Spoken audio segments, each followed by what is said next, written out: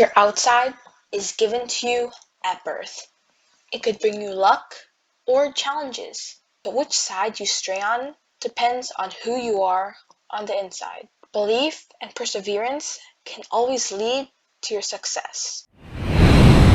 There was once a fairy who was learning how to be a fairy godmother. Most magic and wonderful, she was the kindest and cleverest of all fairies. However, she was also a very ugly fairy, and no matter how much she showed her wonderful qualities, it seemed that everyone was determined to believe that the most important thing about a fairy was her beauty. In the fairy school, they ignored her, and every time she flew off on a mission to help a child or anyone else in trouble, before she could say a word, they were already screeching and yelling at her, "Ugly! Get out of here, weirdo!" Despite her being little, her magic was very powerful, and more than once she had considered using it to make herself beautiful.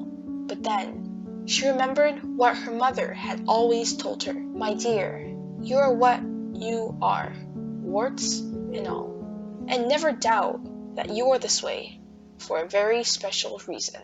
But then, one day, the witches of the neighboring land invaded and destroyed the country, putting all the fairies and wizards in prison. Our fairy, just before being attacked, put a spell on her own clothes, and helped by her ugly face, she managed to pass for a witch. That way, she was able to follow the witches back to their den. Once there, she used her magic to prepare a big party for everyone, decorating the cave with bats, toads, and spiders.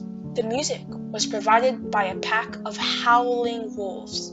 While the party was in full swing, the fairy hurried off and set free all the fairies and wizards who had been imprisoned.